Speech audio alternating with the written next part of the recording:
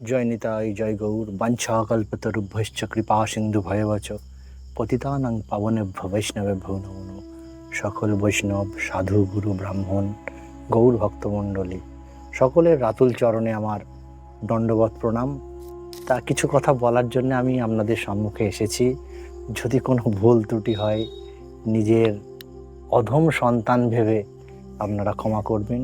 আমি কিছুই জানি না, তবু মনে হয় যে গৌর ভক্তমণ্ডলীর সামনে কিছু কথা বলি, ব্যক্ত করি কৃষ্ণরায়ের ইচ্ছাতে, কৃষ্ণরায়ের কৃপাতে, গোপাল গিরিধারীর কৃপাতে। তা আমরা এই দুর্লভ মানব জন্ম পেয়েছি। এই দুর্লভ মানব জন্মকে সার্থক করতে গেলে ঈশ্বরের প্রতি আস্থা রাখতে হবে। আর আমরা কি ঈশ্বরের প্রতি আস্থাটা রাখতে পারি না। কেন ঈশ্বরের প্রতি আস্থা রাখতে পারি না? আমরা মায়াবদ্ধ জীব বলে ঈশ্বরের প্রতি আস্থা রাখতে পারিনি। এখন এক সময় একটা দারুণ ঘটনা আছে।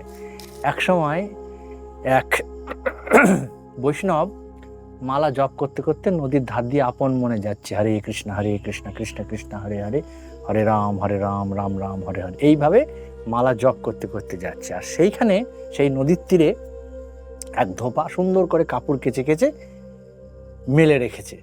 এইবার কি হয়েছে, আপন মনে সেই বৈষ্ণব মালা জপতে জপতে যাচ্ছে, দিয়ে সেই ধোপার মানে সেই কাপড়টা কাঁচা আছে, সেই কাপড় কাচার উপরে পা পড়ে গেছে। এবার ধোপা দেখছে এসে যে সব কাদার ছাপ কাপড়ে, আর বৈষ্ণবকে ধরেছে যে এই বৈষ্ণব বাবা শোনো, আমি কষ্ট করে এই কাপড়গুলো সুন্দরভাবে কাচলাম আর তুমি পা দিয়ে মারিয়ে নোংরা করে দিলে কাপড়টাকে। হ্যাঁ, তখন বৈষ্ণব বলছে মানে দৈন্যতার সঙ্গে, হ্যাঁ আমাদের তো তৃণাভাব রাখতে, বৈষ্ণবের স্বভাব হচ্ছে তৃণাভাব, নরম সরম। দিয়ে সেই ধোপাকে বলছে যে বাবা গো, আমি লক্ষ্য করিনি, আমি মালা জপ করতে করতে যাচ্ছিলাম আর তোমার ওই কাপড়ে আমার পা পড়েছে, কি করব বলো? হ্যাঁ তুমি আমাকে ক্ষমা করে দাও, তোমার আমি চরণ ধরছি। বৈষ্ণবের স্বভাব তো সেই দৈন্যতা স্বীকার করছে। সে ধোপা কোনো মতে শুনবে না, ধোপা তো জড়জাগতিক মানুষ। দিয়ে সেই বৈষ্ণবকে সেই লাঠি দিয়ে বেধড়ক মারতে আরম্ভ করে দেয়। তাও সেই বৈষ্ণব সুন্দরভাবে তার সঙ্গে আচরণ করছে, দৈন্যতা ভাব দেখাচ্ছে।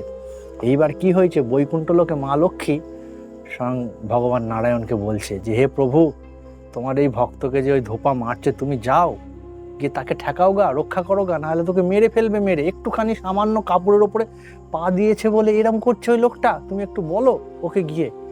তখন স্বয়ং বিষ্ণু ভগবান বিচার করলো, মনে মনে বিচার করলো যে সত্যি তো আমার ভক্তকে ওইভাবে মারছে, আমাকে তো যাওয়া দরকার। তখন একটা ব্রাহ্মণের বেশ ধরে কিছুটা রাস্তা যে এসছে, তখন দেখছে আবার কি উল্টে সেই বৈষ্ণব সেই ধোপাকে নিজের রূপ, মানে আগেকার যে সাবেক রূপ, সেই সাবেক রূপ ধারণ করে ফেলেছে। ও আর একটা সেই বৈষ্ণব আর একটা অন্য জায়গা থেকে লাঠি তুলে নিয়েছে, ধোপাকে মারধর বলছে, আমি এত করে বলছি, আমি ইচ্ছা করে পা দিইনি, তাও তুমি শুনছো না। যথারীতি বিষ্ণুদেব লক্ষ্মীর কাছে বৈকুণ্ঠ লোকে ঘুরে গিয়েছে। তখন মা লক্ষ্মী বলছে, কি ব্যাপার, তুমি এত তাড়াতাড়ি চলে আসলে? তখন বিষ্ণু নারায়ণ বলছে তখন যে দেখো, ধোপা প্রথম দিকে আমার প্রতি আস্থা ছিল, ঠিক আছে, তখন আমাকে স্মরণ করছিল, হে প্রভু বাঁচাও, হে প্রভু বাঁচাও।